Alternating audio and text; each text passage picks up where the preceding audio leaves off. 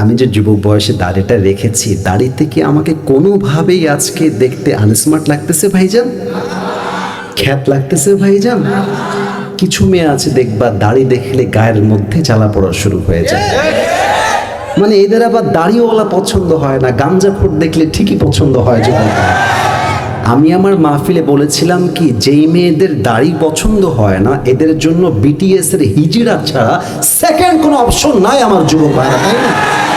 আরে যেই মেয়ে আমাকে দাড়ির জন্য বিয়ে করতে চায় না সে তো আমার বাড়ির বউ হওয়ার যোগ্যতাই রাখে না। আর যেই মেয়ে আমাকে দাড়ির জন্য বিয়ে করতে চায় সেই তো আমার বাড়ির বউ হওয়ার যোগ্যতা রাখে। আপনি বলবেন আমার নবী মুহাম্মদুর রাসূলুল্লাহ সাল্লাল্লাহু আলাইহি ওয়াসাল্লাম, আর আপনি ক্লিন শেভ করবেন দুনিয়াতে। আপনি নামে মুসলমান হতে পেরেছেন, কাজে আপনি মুসলমান হতে পারেন না।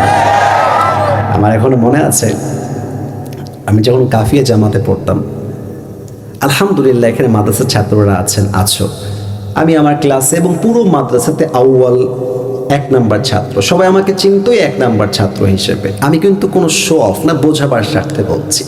তো মাদ্রাসার ছাত্র যারা এসেছেন তারা জানবেন যে 1 নাম্বার ছাত্র যারা হয় তাদেরকে হুজুররা একটু বেশি ভালোবাসে, মায়া করে, আদর করে।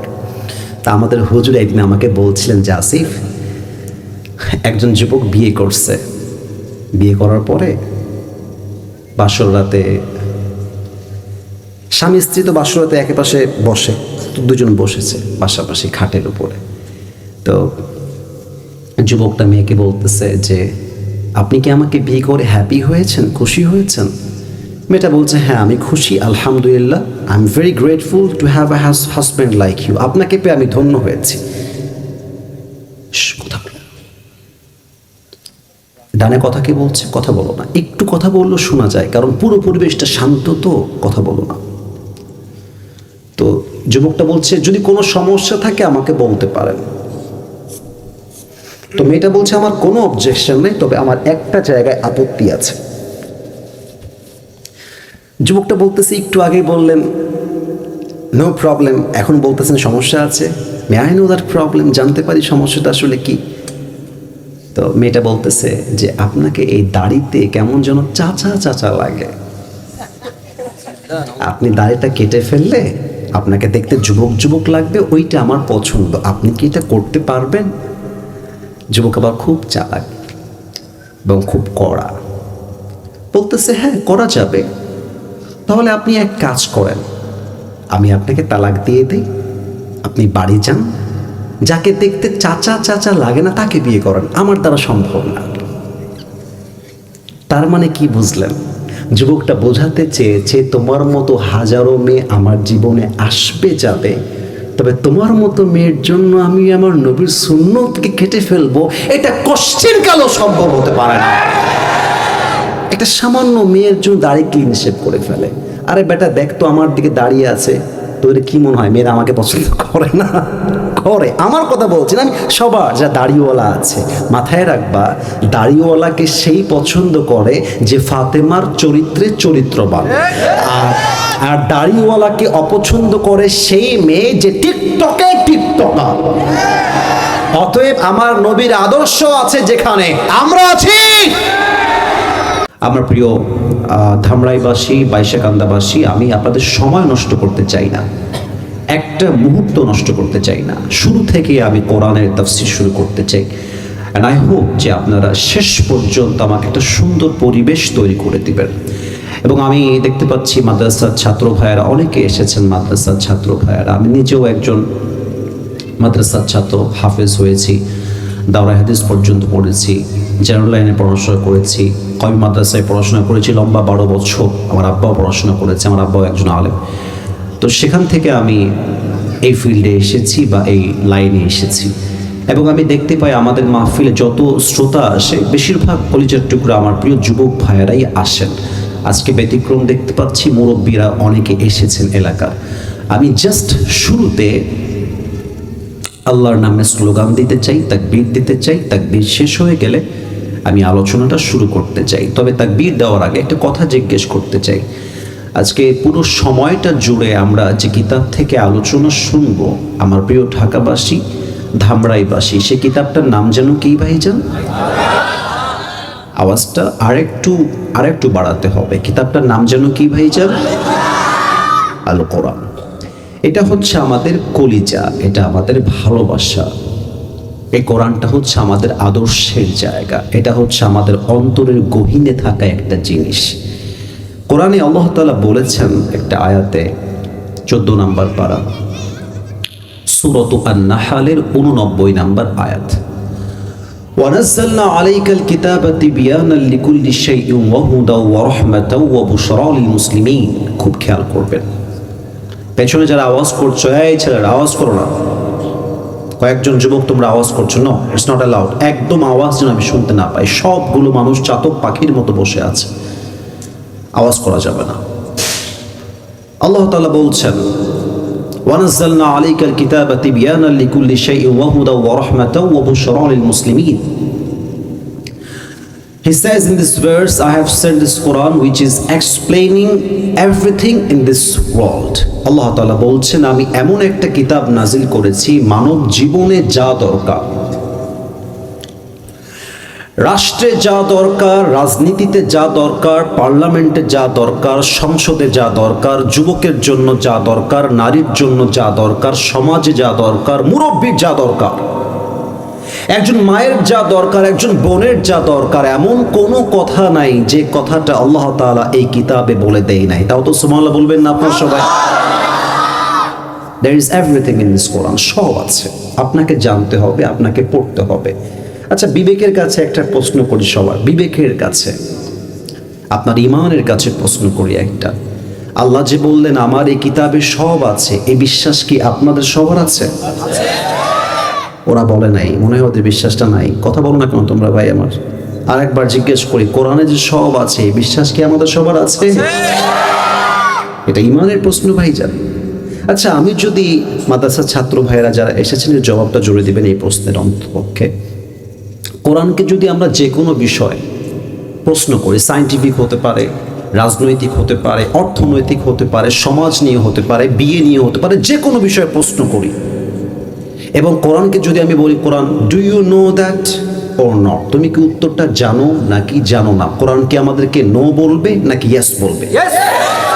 ইয়েস বলবে, সব আছে।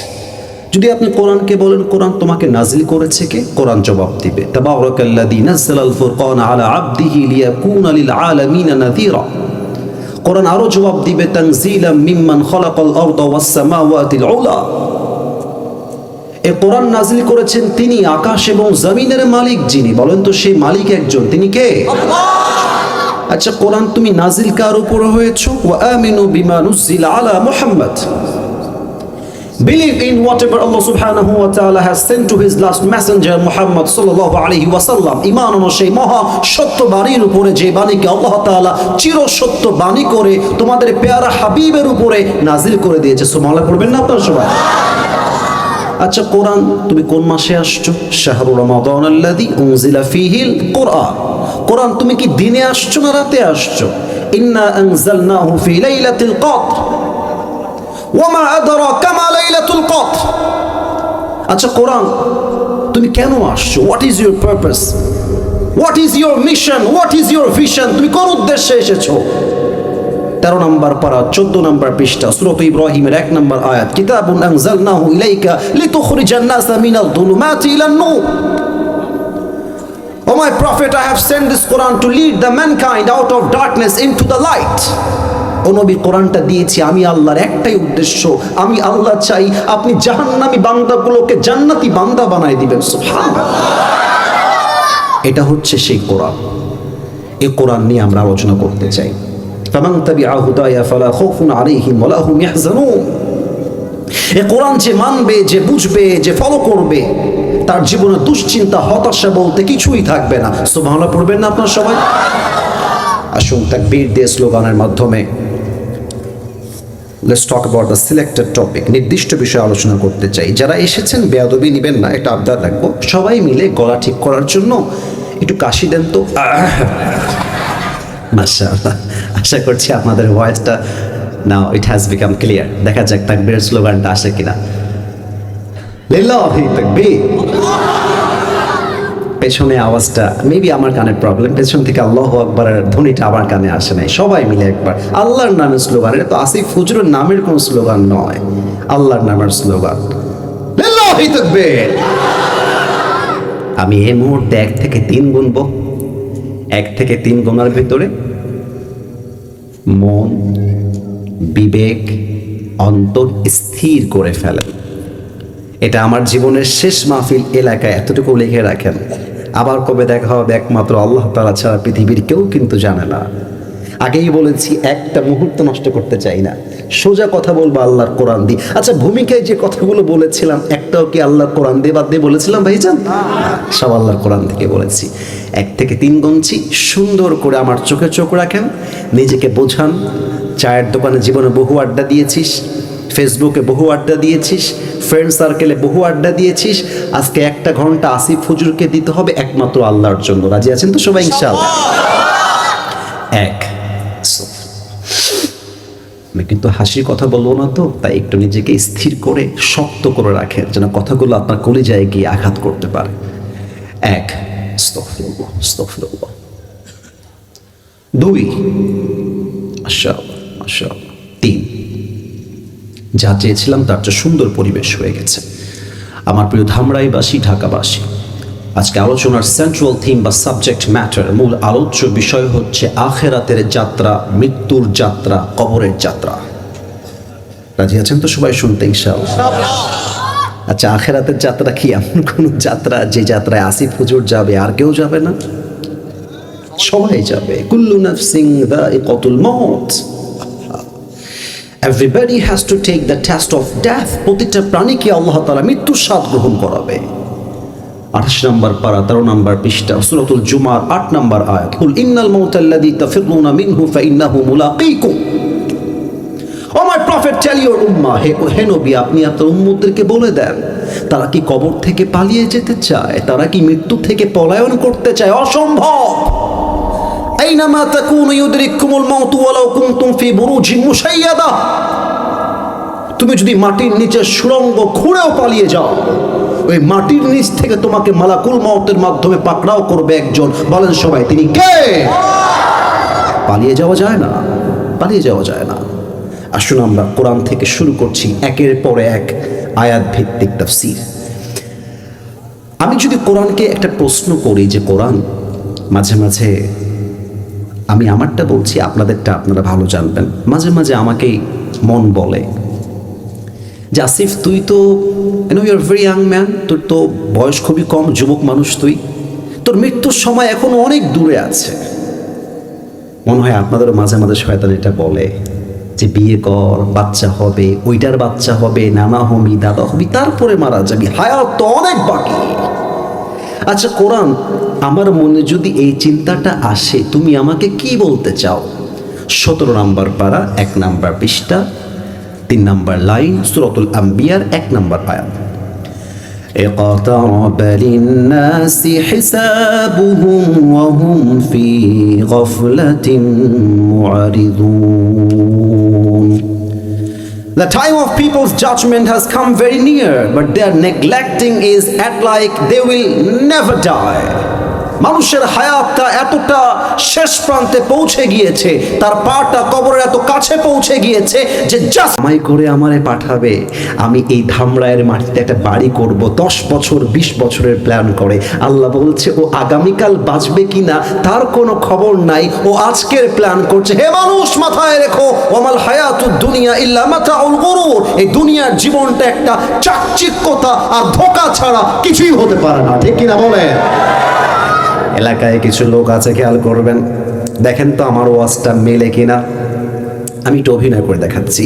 আমি একটু চেয়ারের পেছনে গেলাম, স্টেপ ব্যাক, পেছনে গেলাম।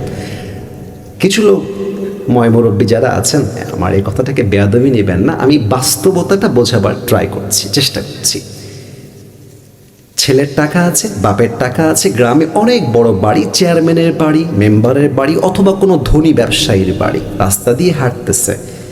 তো একজন রিক্সাওয়ালা, ভ্যানওয়ালা দূর থেকে সালাম দিয়েছে, আসসালামু আলাইকুম মেম্বার সাহেব। ভেতরে অহংকার আর দাপটে ভরা। সালামের জবাব কেমনে দেয়? আমার চেহারা দেখেন।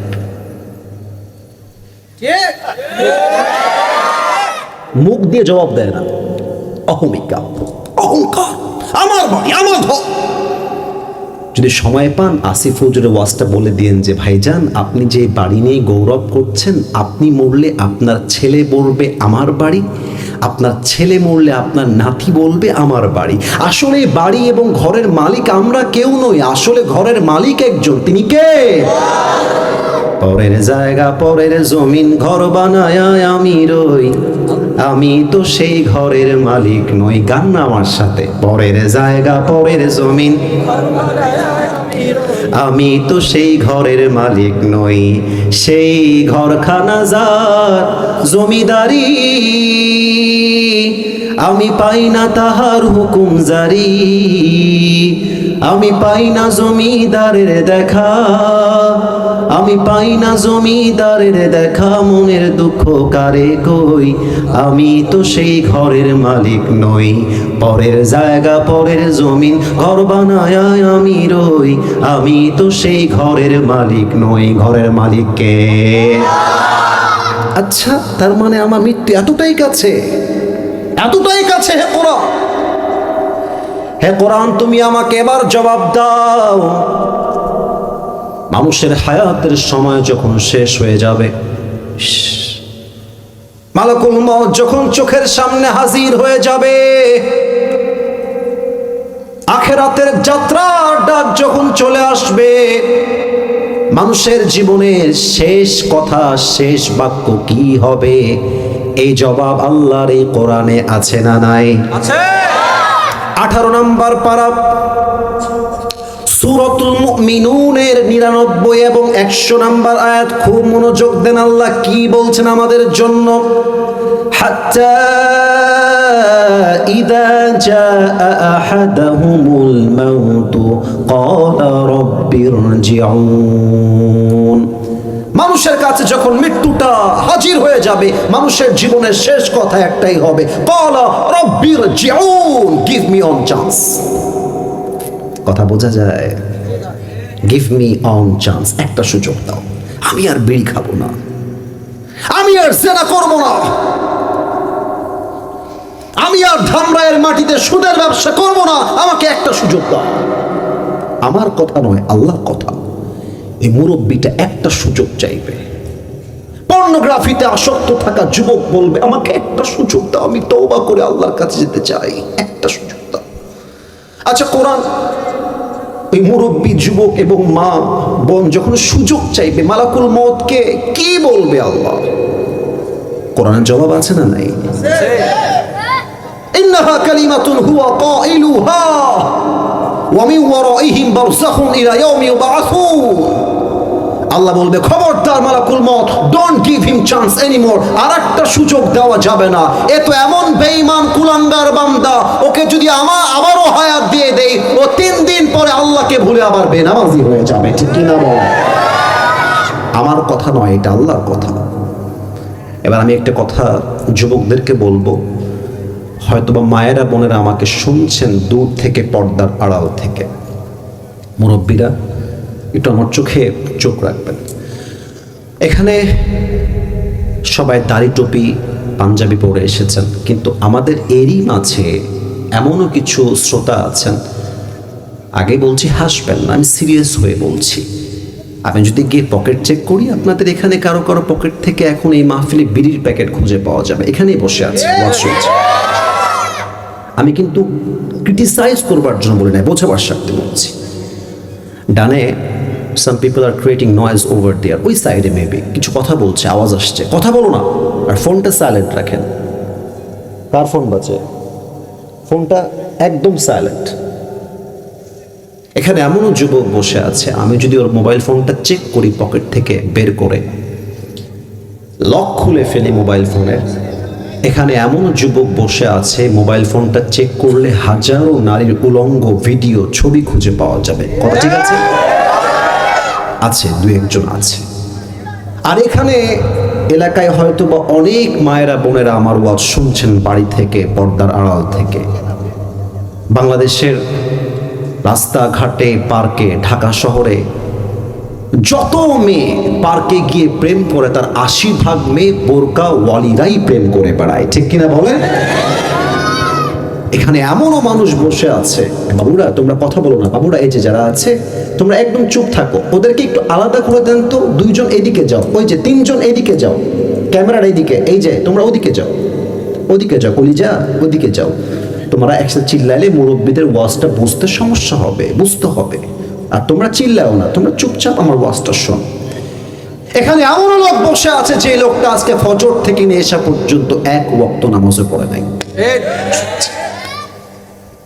আমি জানি কেউ রাগ করছেন, বাট আমি সত্য বলেছি, বোঝাবার জন্য বলছি।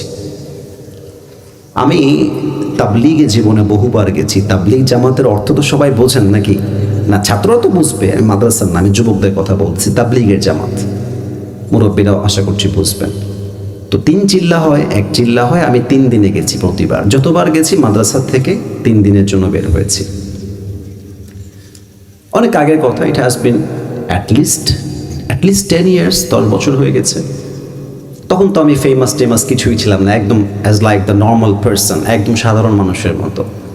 আমরা মসজিদ থেকে বের হলাম আসরের নামাজের পর তাবলীগের দাওয়াত দেওয়ার জন্য। তো এরকম একটা মাঠ, বড় একটা মাঠ, ভিআইপি এরিয়া, অনেক, যেমন ঢাকার গুলশান ঠিক এরকম দামি জায়গা। তো দেখলাম কিছু যুবক ফুটবল খেলতেছে, ফুটবল। আমির সাহেব সালাম দিলেন, সব যুবক দৌড় দিয়ে আসলো কথা শোনার জন্য। আমির সাহেব এবং আমরা ছিলাম পেছনের কাতারে আমির সাহেবের সাথে। একজন যুবক আসলো না, দাঁড়িয়ে আছে কোনাতে, যেভাবে ছিল ওভাবেই দাঁড়িয়ে আছে। আমির সাহেব বিনয়ের সঙ্গে সালাম দিয়ে আরেকবার বললেন যে ভাইজান একটু এখানে আসা যাবে, একটু কথা বলতে চাচ্ছিলাম। খুব অ্যারোগেন্ট, অহংকার নিয়ে কাছে আসলো। তো আমির সাহেব বললেন যে ভাইজান মাগরিবের নামাজের পরে ঈমান এবং আমলের কথা হবে, আপনি যদি মাগরিবের নামাজটা আমাদের সঙ্গে পড়েন খুব ভালো হবে। তো সে আমির সাহেবকে খুব দাপটের সাথে বলতেছে, আমাকে দাওয়াত দিয়ে লাভ নেই, আমার বয়স খুবই কম, আমি তো যুবক মানুষ, আমার বিয়ে হয় না এখনো, আপনি মুরব্বীদেরকে দাওয়াত দেন। তো আমির সাহেব খুব বিনয়ের সাথে জিজ্ঞেস করলেন যে আপনাকে দাওয়াত দেওয়া যাবে না কেন ভাইজান? বলছে আমার যেহেতু বিয়ের বয়স হয় নাই, আমি বিয়ে করব, আমার বাচ্চা হবে, তাদের বাচ্চা হবে, আমি নানা হব, দাদা হব, হজ করে আসব, আল্লাহ তো অনেক রহমান, আমাকে ক্ষমা করে দিবে, শেষ বয়সে আমি নামাজি হয়ে যাব, আমাকে দাওয়াত দিয়ে লাভ নাই। তোমার মতো হাজারো যুবক যারা বলতো কাল থেকে নামাজি হয়ে যাব, কাল থেকে রোজাদার হয়ে যাব, দাড়িওয়ালা হয়ে যাব, সুদ ছাড়বো, হারাম ছাড়বো, ওই কালটা আর আসে নাই, ওরা আজই কবরের বাসিন্দা হয়ে গিয়েছে, ঠিক কিনা বলেন? আল্লামা ইকবাল লিখেছেন, হুয়ে নামওয়ার বেনিশা कैसे कैसे ये ज़मीं खा गई नौजवा कैसे कैसे। ये जगह जी लगाने की दुनिया नहीं है, ये इबरत की जा है, तमाशा नहीं है। तुझे पहले बचपन ने बरसों खिलाया, जवानी ने फिर तुझको मजनू बनाया, अजल मौत तेरा कर देगी बिल्कुल सफाया। मेरे दोस्त ये जगह जी लगाने की दुनिया नहीं है, ये इबरत की जा है, तमाशा नहीं है। এই দুনিয়ার জীবনটা ধোকার জায়গা, চাকচিক্যতার জায়গা। এই দুনিয়ার জীবনটা আরামায়েশের জায়গা নয়, এই দুনিয়াই হচ্ছে আখিরাত গোছাবার জায়গা, ঠিক কি না বলেন? আমার সেদিন একটা মাহফিল ছিল বগুড়াতে। বগুড়ার নাম তো শুনছেন সবাই, বগুড়া একটা জেলা বাংলাদেশের। তো আপনারা এই মুহূর্তে তো আমি কোনো কোরআনের আয়াত উল্লেখ করছি না, একটা পয়েন্ট জাস্ট বোঝাবার স্বার্থে বলছি। আমার ভুল হলে ধরায় দিবেন, মাদ্রাসার ছাত্র, মুরব্বী, যুবক, যারই মনে হবে ভুল হচ্ছে ধরায় দিবেন। আমাদের যে হাইওয়ে রোড আছে, বিশ্ব রোড, কিছু উঁচা উঁচা ঢিপ থাকে, এটাকে মনে হয় আমরা স্পিড ব্রেকার বলি, নাকি ভুল হলো আমার? স্পিড ব্রেকার না, স্পিড ব্রেকার আমরা বলি। আচ্ছা, তো এখানে যখন গাড়িটা যায়, গাড়ি কিন্তু স্লো করতে হয়। স্লো না করলে কি হয়, যদি আপনি স্পিডে যান গাড়িটা উল্টায় যেতে পারে। তো আমাদের গাড়িটা ছিল 80 কিংবা 100-তে। রাত বাজে 1 থেকে 2টা, ডিসেম্বর মাস, ঠান্ডা কুয়াশা দিয়ে ভরা পুরো রাস্তা। ড্রাইভার সাহেব ওই স্পিড ব্রেকারটা খেয়াল করেন নাই। 80-তে বা 100-তে গাড়ি আছে, ঠাস করে দেখছে সামনে স্পিড ব্রেকার, যখনই দেখেছে অ্যাট দ্য সেম টাইম ব্রেকে পা দিয়েছে, ঠেসে পা। যখনই ব্রেকটাই জায়গায় পা দিয়েছি, গাড়িটা এমন ঝাঁকুনি মেরেছে ব্রেকের চাপে, আমি সিট থেকে উঁচুতে উঠে এতটা উপরে গেছি, আমার মাথাটা ছাদে লেগে গেছে। মানে একটা বাক্য পড়েছি, লা ইলাহা ইল্লাল্লাহ মুহাম্মাদুর রাসূলুল্লাহ সাল্লাল্লাহু আলাইহি ওয়াসাল্লাম। বিশ্বাস করেন, at the same time I was feeling like I will die within a second. আমি এখনই মরে যাবো, আমার ফিল হচ্ছিল, এই যে মরে গেলাম, এই তো লাশ হয়ে গেলাম। কিন্তু কপাল ভালো, গাড়িটা রাস্তার ওই পাশে পড়ে নাই, রাস্তাতেই পড়েছে। একটু পরে ভাবলাম, বাই চান্স যদি আজকে আমি মারা যেতাম, এলাকার সব লোক আসতো গাড়ির কাছে দৌড় দিয়ে, এই লাশটা ঘোরাও তো, লাশটা ঘোরাও তো, লাশটা কার দেখি তো, লাশটা ঘোরাও, লাশটা ঘোরাই তো। আর এটা তো আসিফ হুজুর, ওনার অবস্থা আমি ফেসবুকে ইউটিউবে দেখেছি, ওনাকে তো মানুষ চেনে ভালো, উনি তো ফেমাস একজন আলোচক বাংলাদেশের। লাশ উঠাও, দেখো তো গাড়িতে কোনো মোবাইল ফোন পাওয়া যায় কিনা। মোবাইল ফোনটা বের করতো, আব্বার নাম্বার খুঁজতো, মায়ের নাম্বার খুঁজতো,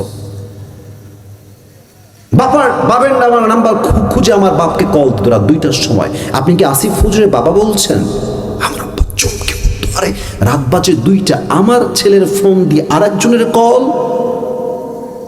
কই আমার ছেলে, কোথায়, কি হয়েছে আমাকে বলে। লোকটা বলতো, আপনার ছেলে তো আর নাই, লাশ হয়ে গেছে, লাশটা নিয়ে যান। বাস, আমার আব্বা চমকে উঠতো। আমার মাকে ডাকতো, এই আসিফের মা ওঠো। আমার মা হুমড়ি খেয়ে উঠতো, কি হয়েছে, চিল্লাচ্ছেন কেন? বলছে, তোমার ছেলে তো আর নাই, শেষ, চলো লাশ আনতে যেতে হবে। আমার মা বিশ্বাস করতে পারতো না, হয়তো বা বোবা হয়ে যেত, হতভম্ব কিং কর্তব্য বিমূঢ় হয়ে যেত, কিন্তু ঠিকই আমার লাশ নিতে আসতো, লাশটা নিয়ে যেত বাসায়। আত্মীয় স্বজনদের ঢল নামতো, যুবকরা ফেসবুকে পোস্ট করে শেষ করে দিত, আসিফ হুজুর আর নয়। কিন্তু তার কিছুক্ষণ পরে আমার লাশ যখন গোসল করাতে নিয়ে যাওয়া হবে, আমার দেহের জামাগুলো খুলে দামি পাঞ্জাবি, দামি ওয়েস্টকোট, দামি ঘড়ি, দামি টুপি, দামি চশমা, দামি আংটি সব খুলে সাদা কাফনের কাপড়ে প্যাকেট করে 3.5 হাত মাটিতে শুয়ায় দেওয়া হবে। আর এটাই তো দুনিয়ার জীবনের আসল বাস্তবতা, ঠিক কিনা বলে? রূপেরই গৌরবে সাজিয়াছো সাজ,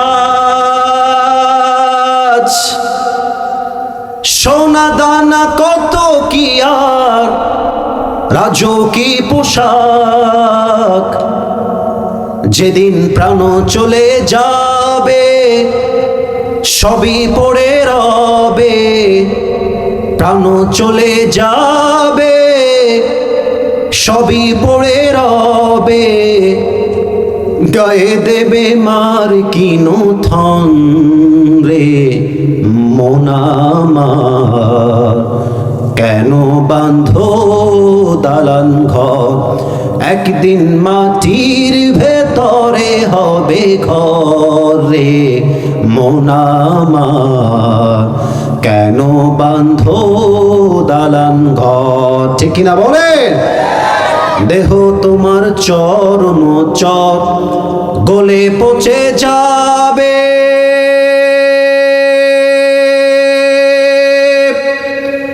শিরার উপর শিরাগুলি ছিন্ন ভিন্ন হবে, মন্ডু মেরু দণ্ড সবই হবে খণ্ড খণ্ড, মন্ডু মেরু দণ্ড সবই হবে খণ্ড খণ্ড, পড়ে রবে মাটির উপরে মন আমার, কেন বাঁধো দালান ঘর। ধামরাইবাসী একটা লাইন সবাই মিলে গান তো আমার সাথে, একদিন মাটির ভেতরে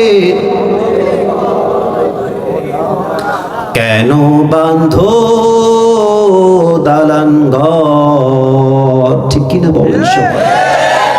This is the reality of this world. এটাই দুনিয়ার বাস্তবতা।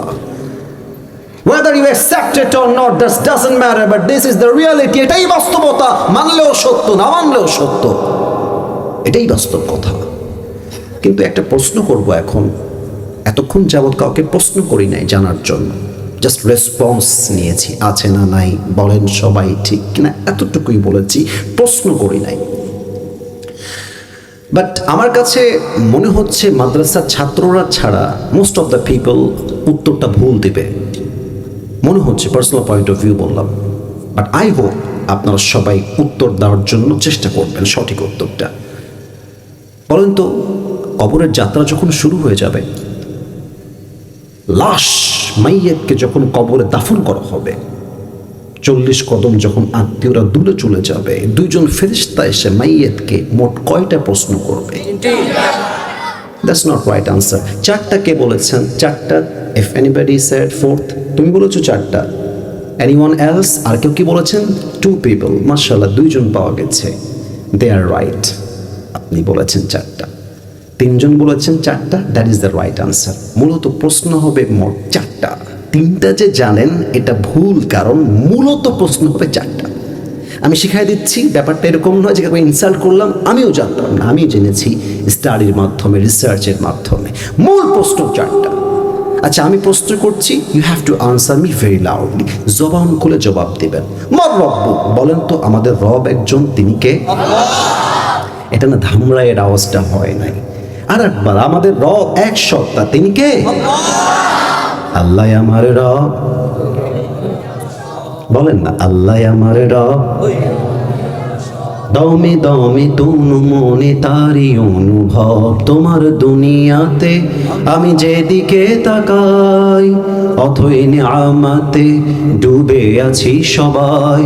পাখপাখালির কণ্ঠে শুনি তসবিহ কল রব, তসবিহ কল রব। আল্লাহ আমার রব, এই রবই আমার সব। দমে দমে তনু মনে তারি অনুভব, রবকে। This is the first question. এটা প্রথম প্রশ্ন। Second question will be like this. আতারিফু হাদা রাজুল? Do you know this person? Who is he? তুমি কি মানুষটাকে চেনো? সবাই বলতে পারবে না। একটা ভালো পয়েন্ট মনে আসছে। আশেপাশে কোনো স্কুল আছে? এখানে স্কুল? Are you sure? পেছনে? এটাই স্কুলের মাঠ? আমি তো জানি না, এর জন্য জিজ্ঞেস করলাম। মনে করেন আমি একজন এই স্কুলের ছাত্র, ফর এন এক্সাম্পল, উদাহরণ হিসেবে। আজকে তো মনে হয় বৃহস্পতিবার, তাই না নাকি? আজকে জুমার রাত, এটা কি আপনারা জানেন সবাই? এটা জুমার রাত, খুব বরকতপূর্ণ রাত। কিন্তু এটা, এই রাতে দোয়া করলে আল্লাহ বান্দার দোয়াকে খালি হাতে ফিরায় দেন। সুবহানাল্লাহ। তো কালকে আমার এই স্কুলে পরীক্ষা আছে, কথার কথা। সকাল বাজে 10টা। তার আগের দিন রাতের বেলা প্রশ্নপত্রটা নিয়ে, গাইড বুক যেটাকে বলে, প্রশ্নের সাজেশন যেখানে থাকে, একটু অভিনয় করছি, পয়েন্ট বুঝবেন। বাংলাদেশের রাজধানীর নাম কি? ঢাকা। ঢাকা ঢাকা ঢাকা। বাংলাদেশের সবচেয়ে বড় সমুদ্র সৈকত কোথায়? কক্সবাজার। কক্সবাজার মুখস্থ করতেছি। অ্যান্ড ফাইনালি এক্সাম দেওয়ার টাইম চলে আসছে, পরীক্ষার হলে ঢুকে গেছি। স্যার বলছে, আপনি আসিফ হুজুর না? জি স্যার, আমি আসিফ হুজুর। বসেন, এই নেন, this is your question paper. প্রশ্নপত্র, উত্তর দেন as much as you can, যা পারেন লেখেন। প্রশ্নপত্র হাতে পেয়েছি। প্রশ্নপত্র হাতে পেয়ে আমার মনটা খুশি হয়ে গেছে। यार जो मैंने पढ़ा था वही आ गया है। বুঝলে বুঝ পাতা, না বুঝলে যা পড়েছিলাম তাই চলে আসছে। লাগা উত্তর। বাংলাদেশের রাজধানী কোথায়? ঢাকা। বাংলাদেশের সবচেয়ে বড় সমুদ্র সৈকত কোথায়? কক্সবাজার। উত্তর ফাটাই দিলাম একদম লিখে, বের হয়ে চলে আসছি। প্রিয় কলেজের টুকরা ধামরাইবাসী, আমার বাইশাকান্দাবাসী, দুনিয়াতে প্রশ্ন উত্তর হয় ব্রেন দিয়ে, মুখস্থ করে। কিন্তু কবরের প্রশ্ন উত্তর ব্রেন দিয়ে হয় না, মুখস্থ দিয়ে হয় না। ওখানে উত্তর করতে চাইলে ইমান, আমল, চরিত্র ঠিক করে যাওয়া লাগে। That is the difference. এটাই পার্থক্য। এখন আমার দিকে তাকান। আচ্ছা, মাইক তো হটবে না, আমি একটু উঁচু হচ্ছি। আমার মুখে কালো কালো যেটা আমি দেখেছি, এটার নাম কি বলেন তো? এটা জীবনেও বিয়ে হবে না, আসলে বিয়ে হবে না। এই যে এরা কথা কয় না আমার সাথে। আর একবার, এদিকে কত সুন্দর মুরব্বীরাই আজকে কথা কয়, যুবকরা কথা বলছে, হুজুর বিয়ে তো করবোই না, আপনি বদদোয়ার কি করবেন? আমার দিকে তাকান, আমার মুখে কালো কালো, এটার নাম কি ভাইজান? দাড়ি। আমাকে পাম দেওয়া লাগবে না, মনের ভিতরে যা আসে তাই বলবেন। আমি যে যুবক বয়সে দাড়িটা রেখেছি, দাড়ি থেকে আমাকে কোনোভাবেই আজকে দেখতে আনস্মার্ট লাগতেছে ভাইজান? খ্যাত লাগতেছে ভাইজান? কিছু মেয়ে আছে দেখবা দাড়ি দেখলে গায়ের মধ্যে জ্বালা পড়া শুরু হয়ে যায়। মানে এদের আবার দাড়িওয়ালা পছন্দ হয় না, গাঞ্জাখোর দেখলে ঠিকই পছন্দ হয় জীবনটা। আমি আমার মাহফিলে বলেছিলাম কি, যেই মেয়েদের দাড়ি পছন্দ হয় না এদের জন্য বিটিএস এর হিজড়া ছাড়া সেকেন্ড কোনো অপশন নাই আমার যুবক ভাইরা, তাই না? আরে যেই মেয়ে আমাকে দাড়ির জন্য বিয়ে করতে চায় না সে তো আমার বাড়ির বউ হওয়ার যোগ্যতাই রাখে না। আর যেই মেয়ে আমাকে দাড়ির জন্য বিয়ে করতে চায় সেই তো আমার বাড়ির বউ হওয়ার যোগ্যতা রাখে। আপনি বলবেন আমার নবী মুহাম্মদুর রাসূলুল্লাহ সাল্লাল্লাহু আলাইহি ওয়াসাল্লাম, আর আপনি ক্লিন শেভ করবেন দুনিয়াতে। আপনি নামে মুসলমান হতে পেরেছেন, কাজে আপনি মুসলমান হতে পারেন না। আমার এখনো মনে আছে আমি যখন কাফিয়া জামাতে পড়তাম, আলহামদুলিল্লাহ এখানে মাদ্রাসার ছাত্ররা আছো, আমি আমার ক্লাসে এবং পুরো মাদ্রাসাতে আউয়াল 1 নাম্বার ছাত্র, সবাই আমাকে চিনতই 1 নাম্বার ছাত্র হিসেবে। আমি কিন্তু কোনো শো অফ না, বোঝাবার স্বার্থে বলছি। তো মাদ্রাসার ছাত্র যারা এসেছেন তারা জানবেন যে 1 নাম্বার ছাত্র যারা হয় তাদেরকে হুজুরা একটু বেশি ভালোবাসে, মায়া করে, আদর করে।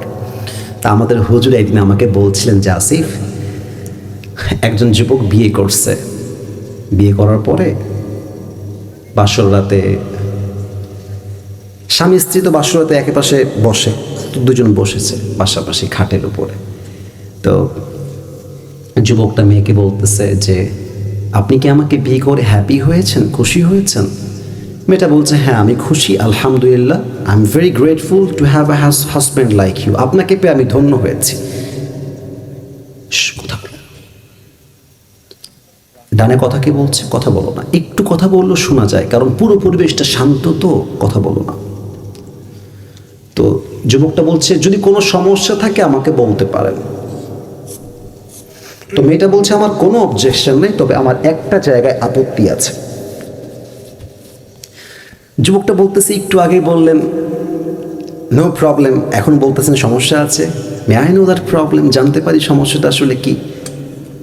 তো মেয়েটা বলতেছে যে আপনাকে এই দাড়িতে কেমন যেন চাচা চাচা লাগে, আপনি দাড়িটা কেটে ফেললে আপনাকে দেখতে যুবক যুবক লাগবে, ওইটা আমার পছন্দ, আপনি কি এটা করতে পারবেন? যুবক আবার খুব চালাক এবং খুব কড়া, বলতেছে হ্যাঁ করা যাবে। তাহলে আপনি এক কাজ করেন, আমি আপনাকে তালাক দিয়ে দিই, আপনি বাড়ি যান, যাকে দেখতে চাচা চাচা লাগে না তাকে বিয়ে করেন, আমার দ্বারা সম্ভব না। তার মানে কি বুঝলেন? যুবকটা বোঝাতে চেয়েছে তোমার মতো হাজারো মেয়ে আমার জীবনে আসবে যাবে, তবে তোমার মতো মেয়ের জন্য আমি আমার নবীর সুন্নতকে কেটে ফেলবো, এটা কোশ্চেন কালও সম্ভব হতে পারে না। একটা সামান্য মেয়ের জন্য দাড়ি ক্লিন শেভ করে ফেলে। আরে বেটা দেখ তো আমার দিকে দাঁড়িয়ে আছে, তোদের কি মনে হয় মেয়েরা আমাকে পছন্দ করে না? করে। আমার কথা বলছি না, আমি সবার যা দাড়িওয়ালা আছে মাথায় রাখবা, দাড়িওয়ালাকে সেই পছন্দ করে যে ফাতেমার চরিত্রে চরিত্রবান, আর দাড়িওয়ালাকে অপছন্দ করে সেই মেয়ে যে টিকটকে টিকটকার। অতএব আমার নবীর আদর্শ আছে যেখানে আমরা আছি। Second question is done. Third question, ওমা দীনুক, উত্তর দেন আমাদের ধর্মের নাম কি? আওয়াজটা মন মতো হয় নাই, আর একবার। ওমা দীনুক, আমাদের ধর্মের নাম কি? ফেরেশতায় আসিয়া যখন জিজ্ঞাসা করিবে দিন কি তোমার মাবুদ কিবা, তখন কি বলিবে? ওরে আল্লাহ বিনে মাবুদ নাই রে জবানে, তাই বলো রে বলো মুখে, আল্লাহ রাসূল সবে বলো। দোয়ারে আইসাছে পালকি নায়রি গাও তোলো রে তোলো মুখে, আল্লাহ রাসূল সবে বলো। ঠিক কিনা বলেন? দুই কান্ধে ছিল যে তোমার দুইজনা পাহারা, তোমারে একলা থুইয়া পলাইছে তাহারা। ও তোমার 8 কুঠুরি 9 দরজা বন্ধ এবার হলো রে হলো মুখে, আল্লাহ রাসূল সবে বলো। দোয়ারে আইসাছে পালকি নায়রি গাও তোলো রে তোলো মুখে, আল্লাহ রাসূল সবে বলো। ঠিক কিনা বলেন সবাই? 3 নাম্বার প্রশ্ন শেষ। Now it's time for the 4th question. 4 number প্রশ্ন আসবে। 4 নাম্বার প্রশ্ন, ফেরেশতা বলবে কি ব্যাপার? একের পরে এক প্রশ্ন করলাম, একটাও তো তুমি আটকাও নাই। ও মা ইলমুক, what is the source of your knowledge? তুমি এতগুলো জ্ঞান অর্জন করেছো কই থেকে? আমরা বলবো একটা কিতাব থেকে। কিতাবটার নাম কি? ফেরেশতাকে আল্লাহ বলবে, এই ফেরেশতা থাম, আর কোনো প্রশ্ন হবে না, থেমে যাও। ফেরেশতা ডাক দিয়ে বলবে, নাম কেন? মিল আরুস। হে আল্লাহর বান্দা, তোমার কোনো টেনশন নাই, আজকে তুমি কবরে ঘুমিয়ে যাও। কোন দিন পর্যন্ত? বলবে কবরে ঘুমিয়ে যাও একজন নববধূর মতো, একজন নতুন বউ যেমন বাসর রাতে স্বামীর কোলে আরামের ঘুম ঘুমিয়ে দেয়, তুমিও কবরে ঘুমিয়ে যাও। কিয়ামত পর্যন্ত তোমার ঘুম আর কেউ ভাঙাতে আসবে না। নাম কেন? মিল আরুস, ঘুমিয়ে যাও। শুরু হয়ে গেল কবরের জীবনটা। আমি জানি আপনারা হয়তো বা খুব গরমে আছেন, গরম লাগছে খুব বেশি ভাইজান। আমার ভেতরটা পুরো ঘেমে গেছে, কিন্তু আমি নিয়ত করে এসেছি, আমার ওয়াদা কমিটির সাথে 1 ঘন্টার 1 মিনিটও ডানবাম হবে না। কিন্তু সব জায়গায় দরকার নাই, কোনো ফ্যান প্রয়োজন নেই। আমার মাইকে সাউন্ডের সমস্যা হবে, যুবকদের মুরব্বীদের সমস্যা হবে, আমি কারো সমস্যা দেখতে চাই না। আমি নিয়ত করে এসেছি, যতক্ষণ পর্যন্ত আমার ওয়াজ শেষ না হবে টাইমের দিকে আমি চোখ রাখবো না। আপনারা রাজি আছেন তো সবাই? ইনশাআল্লাহ। কবরের জীবন শুরু হয়ে গেল। কিয়ামতের সময় যখন শুরু হয়ে যাবে, কবরে শোয়ার পরে আল্লাহ বলবেন, ইসরাফিল তোমার সিংহাটা তোমার হাতে নাও। ইসরাফিল সিংহাটা হাতে নেবে। আমার হাতের দিকে একটু খেয়াল করবেন, এই যে টিস্যুটা খেয়াল করবেন, এটা হচ্ছে ইসরাফিলের সিংহা। 3টা ফু দিয়ে কিয়ামত হবে। আল্লাহ বলবে, ইসরাফিল ফাইদা নুফিখা ফিস সূরি নাফখাতু ওয়াহিদা, প্রথম ফুটা দিয়ে দাও। ফুটা ধরে, সিংহাটা ধরে একটা ফু দিবে। একটা ফু দেওয়ার সাথে সাথে পুরো পৃথিবীটা কেঁপে উঠবে। ইয়াউমা ইয়াকুনুন নাসু কাল ফারাশিল মাবসুস, মানুষগুলো বিক্ষিপ্ত পতঙ্গের মতো নিক্ষিপ্ত হয়ে যাবে। ওয়া তাকুনুল জিবালু কাল আইনিল মানফুস, বিশাল বড় বড় পাহাড় বিল্ডিং গুলো ধ্বনিত তুলার মতো উঠতে থাকবে। বসুন্ধরা শপিং কমপ্লেক্স ভেঙে যাবে, যমুনা ফিউচার পার্ক ভেঙে যাবে, গুলশানের দামি ফ্ল্যাট গুলো ভেঙে চুরে চূর্ণ বিচূর্ণ হয়ে যাবে। পুরো পৃথিবীতে ধ্বংসলীলা শুরু হয়ে যাবে। এবার আল্লাহ বলবে, ইসরাফিল সিংহাটা হাতে নিয়ে তোমার 2 নাম্বার ফুটা দাও। এবার ইসরাফিল আলাইহিস সালাতু ওয়াস সালাম সিংহাটা আবার হাতে নেবেন। হাতে নিয়ে যখন দ্বিতীয় ফু দিবেন, সঙ্গে সঙ্গে মানুষগুলো যেখানে যেমন ভাবে ছিল এমন একটা বিকট আওয়াজ হবে। মানুষ, জিন, ফেরেশতা যে যেখানে ছিল একটা আওয়াজেই ওখানেই শেষ হয়ে যাবে। একটা আওয়াজে শেষ। মালাকুল মউত আল্লাহর কাছে আসবে। আল্লাহ বলবে, ইয়া মালাকাল মউত আখবিরনি মা ইয়াবকা, বলো তো দুনিয়াতে আর কে বাকি আছে? মালাকুল মউত ডাক দিয়ে বলবে, আল্লাহ কেউ বাকি নাই, আমি আছি, আমার বন্ধু মিকাইল, ইসরাফিল আর জিব্রাইল আছে, আর তুমি আছো, আর দুনিয়াতে কেউ বাকি নাই। আল্লাহ বলবে, ও আচ্ছা, তাহলে তুই যা, তোর 3 বন্ধু রূহ কবজ করে আমার কাছে আয়। মালাকুল মউত যাওয়ার পরে ইসরাফিল, জিব্রাইল, মিকাইলের রূহটা কবজ করে আসবে। আল্লাহ বলবে, ইয়া মালাকুল মউত আখবিরনি মা ইয়াবকা, হে মালাকুল মউত আমাকে বলো দুনিয়াতে আর কে বাকি আছে? মালাকুল মউত থরথর করে কাঁপতে থাকবে, থরথর করে কাঁপবে, গায়ে জ্বর উঠে যাবে, খিঁচুনি উঠে যাবে, থরথর করে ভাইব্রেট করতে থাকবে। মালাকুল মউত বলবে, আল্লাহ দুনিয়াতে কেউ বাকি নাই, একমাত্র তুমি আর আমি ছাড়া কেউ নয়। আল্লাহ বলবে, মালাকুল মউত এবার তুই মরে যা, তুই শেষ হয়ে যা। মালাকুল মউত বলবে, আল্লাহ আমি কেন মরব? আমি তো সবাইকে মারলাম, আদম থেকে নিয়ে ঈসা সবাইকে তো আমিই মারলাম, আমি কেন মরব? আল্লাহ বলবে, মুত ফাইন্নাকা খালকুম মিন খালকিল্লাহি তাআলা আযজা ওয়া জাল্লা, মরে যা, আমার প্রত্যেকটা প্রাণীকে মৃত্যুর স্বাদ গ্রহণ করতে হবে, তুই মরে যা। বলার সাথে সাথে মালাকুল মউত উল্টে পড়ে যাবে, শেষ। পুরো পৃথিবীতে একমাত্র আল্লাহ ছাড়া এখন আর কেউ বাকি নাই।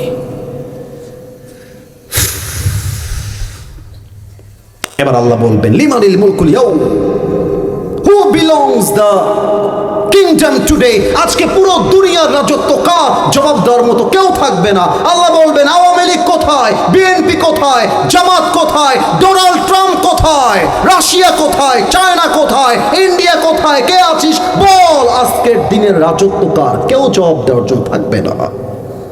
আল্লাহ বলবেন লিল্লাহিল ওয়াহিদুল কাহ্হার, আজকের দিনের রাজত্ব একমাত্র মহারাগে রাগান্বিত আমি আল্লাহ তাআলার জন্য। আল্লাহু আকবার। এবার আল্লাহ রাব্বুল আলামিন ইসরাফিল আলাইহিস সালাতু ওয়াস সালামকে আবার জাগিয়ে তুলবেন। আল্লাহ বলবেন ইসরাফিল, তোমার যে 3 নাম্বার ফু দেওয়া বাকি ছিল, তোমার সিংহাটা নাও আর 3 নাম্বার ফুটা তুমি দিয়ে দাও। ইসরাফিল আলাইহিস সালাতু ওয়াস সালাম যখন সিংহাটা হাতে নিয়ে আমার দিকে খেয়াল করবেন, সবাই ডানে বামে নয় আমার দিকে একটা ফু দিবে। 3 নাম্বার শেষ ফু দেওয়ার সাথে সাথে ওই আদম আলাইহিস সালাতু ওয়াস সালামের যুগ থেকে নিয়ে এই পর্যন্ত যত মানুষ মারা গেছে, একটা ফু দেওয়ার সাথে সাথে সবাই কবর থেকে জীবিত হয়ে কিয়ামতের ময়দানে একসাথে দাঁড়িয়ে যাবে। আল্লাহু আকবার। সেদিন কিন্তু কারোর গায়ে জামা থাকবে না, উলঙ্গ হবে। আম্মা জান আয়েশা বলছেন, নবী হে, একটা কথা জিজ্ঞেস করতাম যদি আপনি রাগ না করতেন। নবীজি বলছে, আয়েশা বলো, কি জানতে চাও? নবীজি বলছে, আয়েশা তুমি বলো, আমি তোমাকে উত্তর দিব। আয়েশা রাদিয়াল্লাহু তাআলা আনহা বলছেন, নবী হে, সেই দিন সবাই উলঙ্গ হয়ে কিয়ামতের দিন উঠবে, কারো কি লজ্জা লাগবে না? নবীজি বলছেন, আয়েশা তুমি লজ্জার চিন্তা করো। ইয়াউমা ইয়াফিরুল মারউ মিন আখি ওয়া উম্মিহি ওয়া আবিহি, ভাই তার ভাইকে চিনবে না, মা তার সন্তানকে চিনবে না, কেউ কাউকে চিনবে না, পীর তার মুরিদকে চিনবে না, মুরিদ তার পীরকে চিনবে না, নেতা তার কর্মীকে চিনবে না, কর্মী তার নেতাকে চিনবে না। তুমি আছো জামার চিন্তা নিয়ে আয়েশা। সেদিন একে অপরকে রেখে দৌড়ে পালাবে। কিয়ামতের দিন যখন কায়েম হয়ে যাবে, আল্লাহর হাবিব বলেছেন, আউয়ালু মা ইউহাসাবু বিহিল আবদু ইয়াউমাল কিয়ামাতি আস-সালাহ, কিয়ামতের দিন প্রথম হিসাব নেওয়া হবে নামাজ সম্পর্কে। নামাজ। আমি ধামরাইবাসীর কাছে একটা প্রশ্ন রাখতে চাই, সাহাবীদের মাঝে সবচেয়ে রাগী যে সাহাবী, সবচেয়ে বেশি রাগ, অর্ধজাহানের খলিফা, ওই সাহাবীর নাম কি? ওমর ফারুক রাদিয়াল্লাহু তাআলা। একজন যুবক আসছে ওমরের কাছে, এসে বলছে, ওমর, আমার একটা কমপ্লেইন আছে, অভিযোগ আছে। কি কমপ্লেইন বলো? যুবকটার নাম হচ্ছে আবু লু আল মাজুসি। বলছে, আমার যে মালিক আছে সে প্রত্যেক দিন আমার কাছে 6 দিরহাম চার্জ করে, তো আপনি 6 দিরহামটাকে 2 দিরহাম করে দেন, আমি 6 দিরহাম দিতে পারবো না।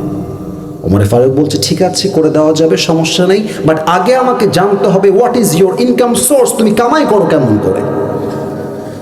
এবার ওই আবু লুলু আল মাজুসি ডাক দিয়ে বলছে, ওমর, আমার ব্যবসা হলো খঞ্জরের ব্যবসা। খঞ্জর মানে বাংলায় বলে চাকু। আমার ডান দিকে, ডান হাতে একবার খেয়াল করবেন, বামেও চাকু ডানেও চাকু। হাদিসে আসছে মাকবাদাতুহু ফি ওয়াসাতি, হ্যান্ডেলটা হলো মাঝখানে, ডানেও চাকু বামেও চাকু, তার নাম হলো আরবিতে খঞ্জর, বাংলায় বলি আমরা চাকু। ওমর ফারুক ডাক দিয়ে বলছে, সর্বনাশ, তোমার তো অনেক টাকার ব্যবসা, তোমার তো 6 দিরহাম নয়, তোমার তো 10 দিরহাম চার্জ হওয়ার কথা। এই কথা শুনে আগুনের পূজারী আবু লুলু আল মাজুসি আগুনের মতো জ্বলে পড়ে উঠেছে। কি সর্বনাশে কথা! আমি যেহেতু অগ্নি উপাসক, তাই তুমি আমার বেলায় গরম। হে ওমর, আমি যদি মুসলমান ঘরের সন্তান হতাম, তুমি আমার জন্য নরম হয়ে যেতে, আমার বিচারটা তুমি সহজে করতে। যেহেতু তুমি বেইনসাফি করেছো, আমি তোমাকে হুমকি দিয়ে গেলাম, আগামীকাল সকালে আমি তোমাকে হত্যা করে ফেলবো। নাউজুবিল্লাহ বলবেন না? আমাদের রানিং যিনি প্রেসিডেন্ট, মাননীয় প্রধানমন্ত্রী জনাব তারেক রহমান, ওনাকে কেউ যদি সবার সামনে ওপেনলি মিডিয়াতে বলে আমি আগামীকাল আপনাকে মেরে ফেলবো, হত্যা করব, বলার সঙ্গে সঙ্গে অ্যারেস্ট হতে দেরি হবে না।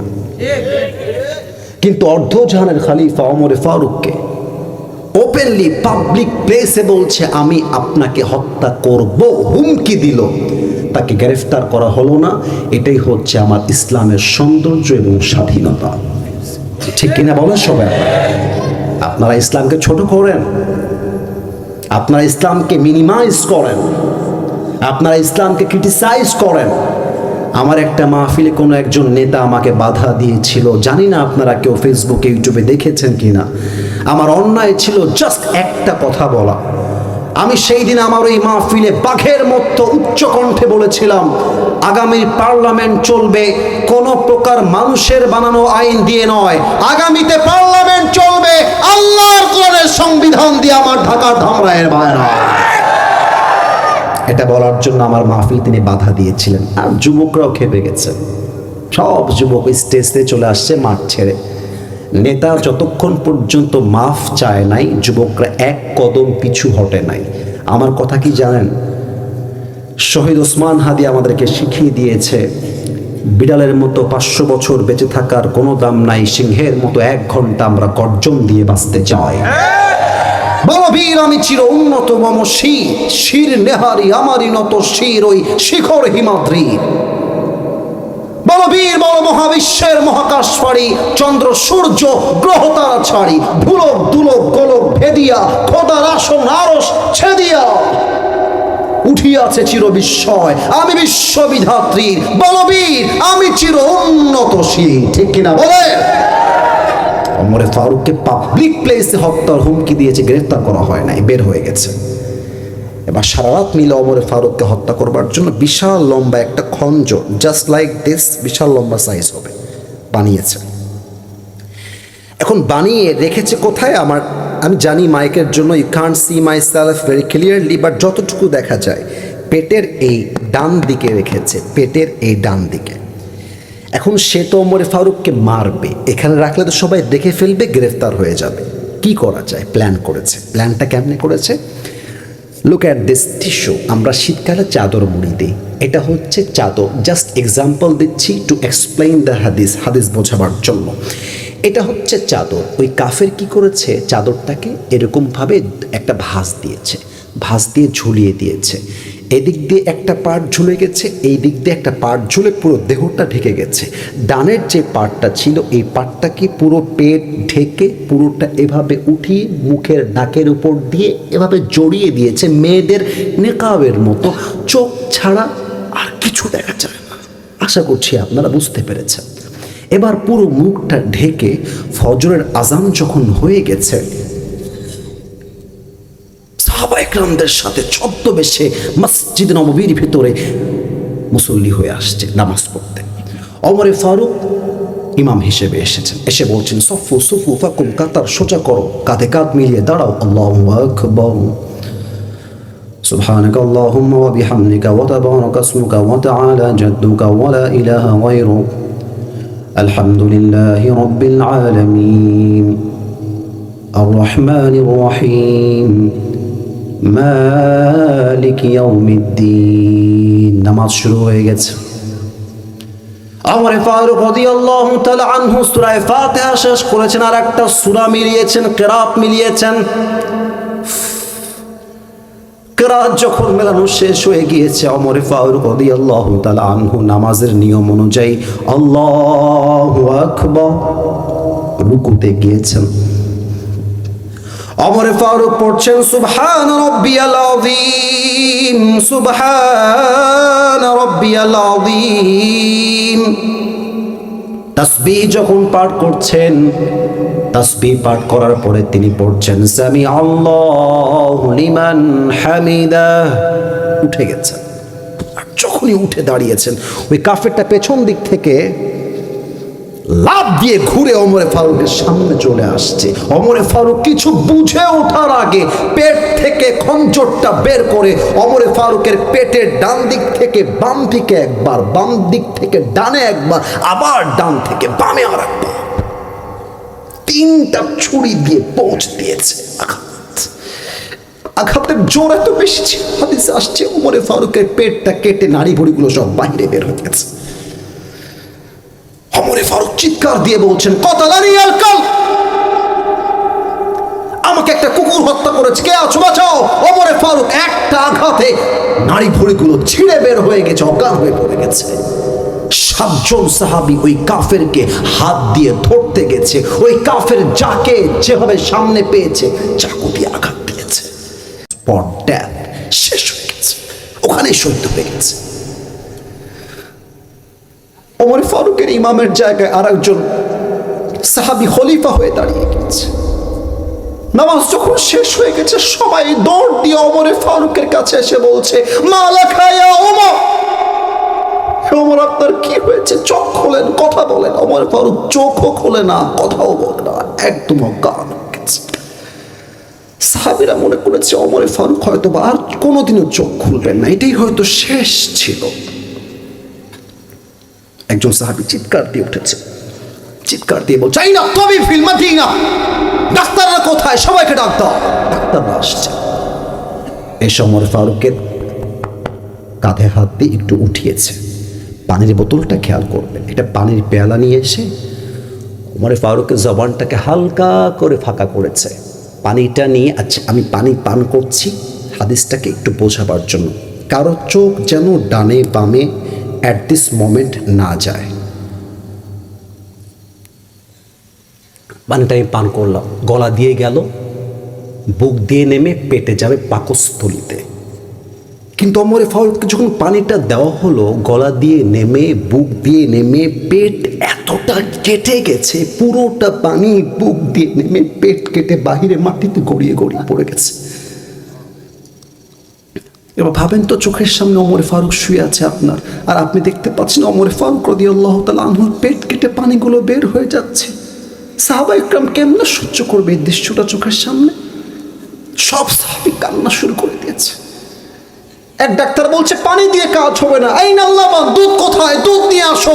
দুধ গাঢ় খাবার, সহজে পেট কেটে বাহিরে বের হবে না। দুধ নিয়ে আসছে, দুধ দিয়েছে, দুধটা গলা দিয়ে নেমে বুক দিয়ে নেমে পেট দিয়ে সবগুলো দুধ বাহিরে বের হয়ে গেছে।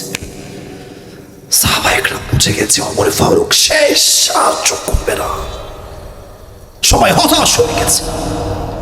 হঠাৎ করে ওমর ফারুক রাদিয়াল্লাহু তাআলা আনহু আমার চোখের দিকে তাকান, চোখটা হালকা, একদম কম, হালকা করে চোখটা খুলেছে।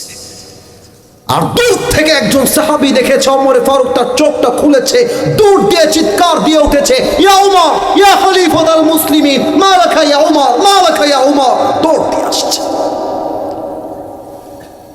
ওমর ফারুক রাদিয়াল্লাহু তাআলা আনহু চোখটা খুলে ওই সাহাবীর দিকে ইঙ্গিত করছেন, কেমন করে খেয়াল করেন।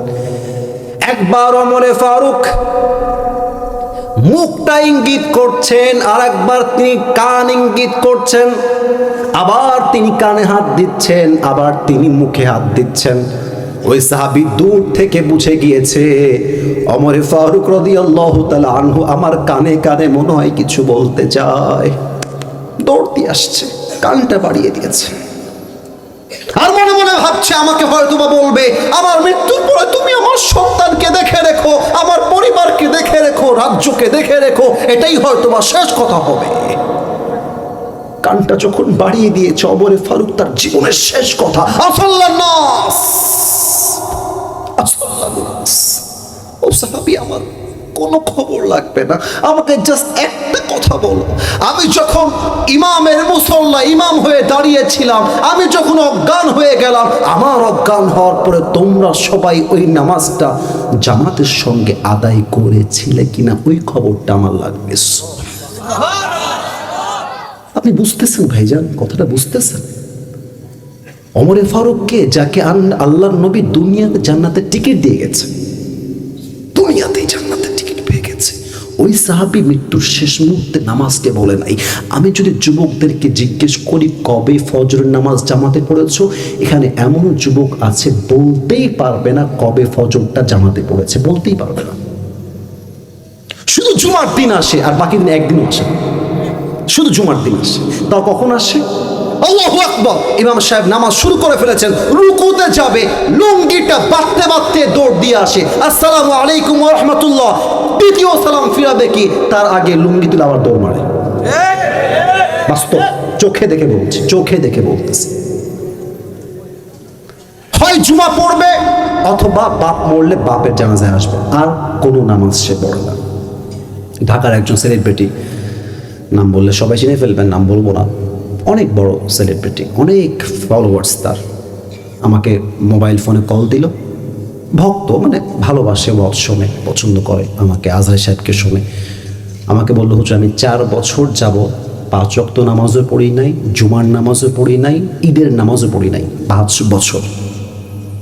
I mean could you imagine that, যে একজন মানুষ কতটা অন্ধকার জগতে থাকলে এরকম হইতে পারে? 5 বছর নামাজ নাই। আজকালকার বেশিরভাগ মেয়েরা জাস্ট বোরকা পরে শখ হিসেবে, চরিত্র এতটাই কালো যে বোরকাওয়ালি মেয়ে তবে 4-5টা বয়ফ্রেন্ড তার একারই আছে। যুবক ভাইরা ঠিক কিনা বলো? শফে মুসলমান, শফে মুসলমান। সবাইকে আমি অনুরোধ করবো, এখন 2টা হাত সবাই মিলে তোলেন, সবাই মিলে, কেউ যেন বাদ না যায়। আমি জানি 1.5 ঘন্টা যাবত আপনার প্রায় ক্লান্তই হয়ে গেছেন বলতে গেলে। আমি সবাইকে একটা আবদার রাখবো, এখন একটা কাশি দেখতে, 2টা ওয়াদা করাবো আল্লাহর কাছে, একটু সবাই মিলে ওয়াদাটা করবেন। বলেন আল্লাহ। আওয়াজটা না জোরে হওয়া লাগবে তা না, তবে আল্লাহ নামটা যেন দিল থেকে আসে, দ্যাটস ইট। এটা আমি চাই, দিল থেকে। একটু বলেন তো আল্লাহ। আরো 2বার ডাকবেন, বলেন আল্লাহ। আরেকবার ডাকেন, বলেন ও আমার আল্লাহ। বলেন সবাই, আমি তোমার শাহী দরবারে দিল থেকে বলেন তওবা করছি। এই তওবাটা জাস্ট বললেই হবে না, দিল থেকে আপনি ফিল করবেন যে আপনি বলতেছেন। বলেন সবাই, তওবা করছি ও আল্লাহ। আওয়াজটা বাড়াতে হবে, ও আল্লাহ তুমি আমার জীবনের সব গুনাহ মাফ করে দাও। একটু বলেন তো সবাই মিলে আমিন। মাশাআল্লাহ। 2 নাম্বার ওয়াদা, বলেন তো আল্লাহ। ডানে একটু আওয়াজটা জোরে চাই, বলেন আল্লাহ আমি তোমাকে ওয়াদা দিলাম। একটু জোরে বলেন না, ওয়াদা দিলাম আজ থেকে 1 ওয়াক্ত নামাজ আর, মাশাআল্লাহ আওয়াজটা পারফেক্টলি আসতেছে, খুব সুন্দর। আরেকবার, আর কখনো ছাড়বো। এবার হাতটা হালকা উঁচু করেন, আমার দিকে তাকান, এভাবে বলবেন না।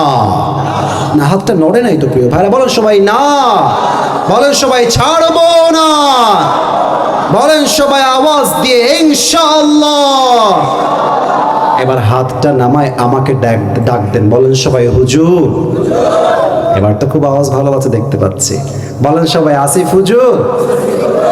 আমরা ধামরাইবাসী আপনাকে ওয়াদা দিলাম, আজকে দোয়া না করে আমরা কেউ উঠে যাব না।